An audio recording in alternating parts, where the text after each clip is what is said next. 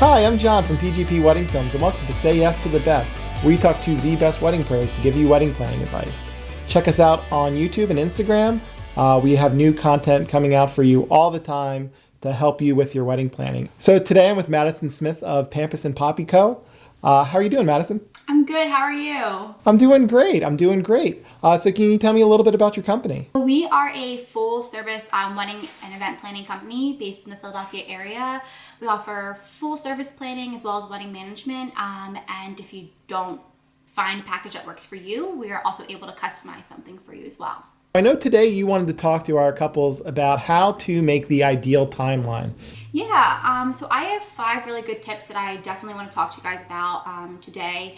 I do want to put in like a little disclaimer though, just basically saying, I know that there are so many different cultural experiences that could happen in a wedding day. And the tips that I'm going to give today are going to be more just like your general guideline, like wedding day tips for building your plan, building your timeline. And there are tips that, have really helped with the majority of my bride and grooms when we're putting together their timeline as well. So, I can just dive right in. And the first one is going to be super obvious. It's going to be to rely on your wedding pros. And I think that is so huge, whether or not you have a planner. And if you don't have a planner, this is going to be even more valuable to you. So relying on your wedding pros and asking all the right questions, such as, when your hair and makeup should start, how long will it take, asking your photographer how long it would take for them to capture your first look, or your family portraits or your bridal portraits, things along those lines. And I think another really valuable one is asking catering or the venue how long it will take for their dinner service. Because without knowing all those valuable information, you're gonna be kind of stuck and not really know where to go or how to set up your timeline. My second tip would be to start your timeline development based off of your ceremony start time. So what you'll do is find your ceremony start time and kind of add from there and add, on top and below. So you'll take your constant times, such as your ceremony start time and end time, your cocktail hour start time and end time, and your reception start time and end time, and figure out what time frame that is all going to work in. And once you have those constant times set, I recommend maybe starting from the beginning. So typically that would start with your hair and makeup. And just like any other factor or variable for your day, that's going to really vary based on the amount of individuals who are getting their hair and makeup done. Maybe how many hairstylists or makeup artists are going to be available for that day. And that will really vary depending on, the style, maybe the location, things like that. After you're getting ready, we typically go into either our first look or straight into ceremony. So it really depends on your preference. If you are choosing to do a first look, I would opt for doing it maybe 2 hours prior to your ceremony. It would allow enough time for your photographer to potentially take your bridal portraits, your family photos, as well as your bridal party photos. And if you choose not to do a first look, I would recommend putting your dress on an hour to an hour and a half before the start of ceremony. This will allow enough time definitely for your photographer to take any detail photos or getting ready photos, as well as, your bridal party photos. So you and your gals, you and maybe your mom or whoever that may be with you, that morning you're getting ready. And from there, I would typically like to say being hidden 30 minutes prior to ceremony. So getting all those photos out of the way, sitting back, relaxing for at least a half hour, so that way you're hidden from guests arriving, because whether you think guests will arrive that early or not, they most likely will. It's something that people just like to show up early for. They don't want to be late. They don't want to be that person walking in while the ceremony's starting. So most guests start to arrive 30 to 15 minutes before the ceremony really starts. So I think that's definitely, in order for you to keep that big reveal, if that's what you want to do, for, when you're walking into the ceremony, or making sure you're away so that you're not having to get caught up talking to guests as they're arriving. And that way we can stay on track that way. The third tip I have would be for you to know the traditions you want to be placed throughout your entire day. So within your ceremony, so you know maybe how long your ceremony might be. The ceremony range from anywhere from like 15 minutes, 20 minutes, 30 minutes, an hour, hour and a half, however long your ceremony needs to be. You'll be able to block off that time. For, maybe reception. Do you want to do all of the dances? So parent dances, a first dance, a cake cutting, bouquet toss, garter toss, any of those traditional things, or maybe your family has some of their own wedding traditions that you have to place within there. It's definitely things that you need to think about and selectively place around the food service. So, making sure you know how long it's going to take for the first plate to the last plate to be served, or if it's a buffet, the first person or the last person to be served their meal is ideal. So that way you're placing all of these little traditions in a way that is, one, going to allow a perfect flow for your day, two, allow your guests to stay entertained, and three, to not kill that vibe your band or DJ have been working so hard for all night long to get your guests up and dancing and grooving on the dance floor. Tip number four is just adding some buffer time into your wedding day timeline. As you're developing your timeline, I definitely think it's a good idea to allow for things to maybe run a little behind, because we can plan until we're blue in the face, but we cannot control everything.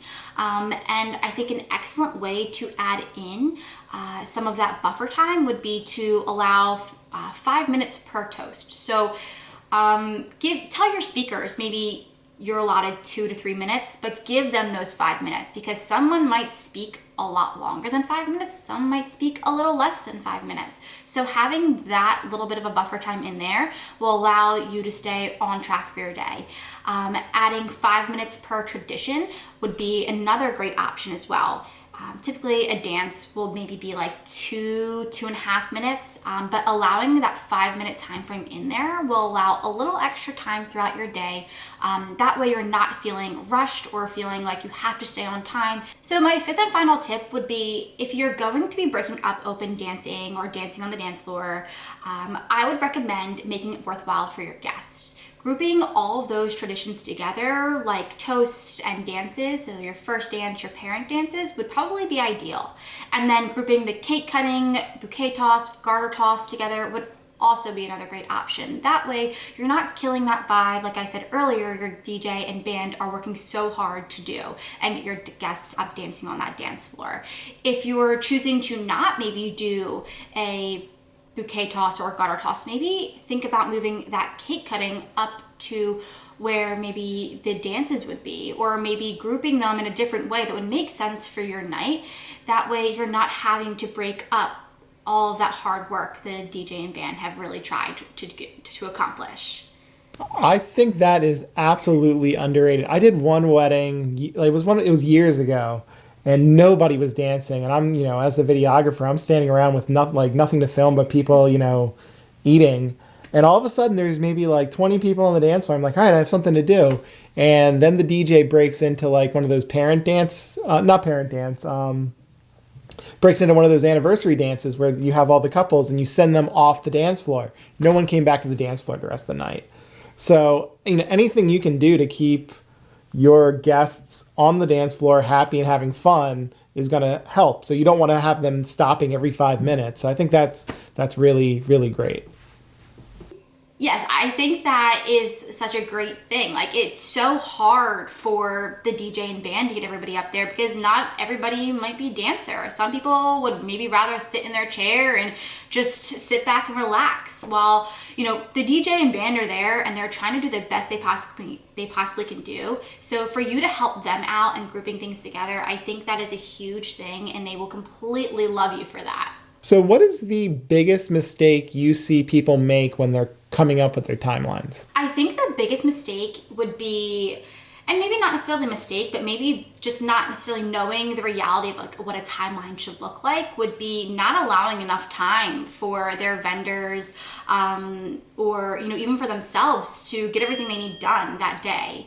And that's why my first tip is relying on those vendors that you are working with. They are pros for a reason. They've had the chance to work many weddings and follow many timelines, so they have a really good idea of where you maybe should start or where you should maybe place things throughout the night. That even makes me think of another wedding where they kind of did an impromptu like first look with the bride's dad. And it was like, okay, well, the bride's not ready. I was like, well, I need to start setting up for your ceremony if you want to do that. And it was a mistake on my part. I was running back and forth, setting up a camera, coming back out of breath, like pouring sweat. It was like 100 degrees. And I was like, you ready yet? No. Okay, and I run back and I set up another camera, and I did that like 3 or 4 times. And so having that timeline, and working with your vendors, because they know how much time they need to set up for something or how much time they need to complete something is going to be really, really helpful. So which vendors do you think, other than a wedding planner, should a couple be reaching out to and really working with to get the timeline down right for their day? I honestly think that you should be reaching out to all vendors. I think everybody is such a key part to your wedding day, and it's your team, it's your tribe. Everybody needs to be working together that day, and if maybe one person is saying one thing and another one is saying another thing, that could cause some conflict, and you want to make sure you have all of that solved and laid out the day of. So reaching out to like your hair and makeup artist, knowing how long they think it's going to take to get everybody ready, and then reaching out to your photographer and videographer to see how long they might need for certain things throughout the day is really ideal. And when it comes to reception and dinner service, it is totally needed. Like, you need to make sure how long it's going to take from that first plate and to that last plate, because if you're trying to do a toast while they're serving, that can cause some distractions for your guests or for the person giving that toast. And I think reaching out to your DJ or band, talking about a timeline with them is also a great option too, because they are going to be the ones at that point, if you don't have a planner, really flowing, like making your night flow. They're going to know when someone's coming up on the dance floor to give that speech, or when your first dance or parent dances will be, all the way up until your last song and last call or things like that. Madisyn Smith of Pampas and Poppy Event Company. All of her information is going to be in the description. Thank you for watching Say Yes to the Best. Subscribe on YouTube and follow us on Instagram. We have new content coming out for your wedding planning all the time. So thank you again, and happy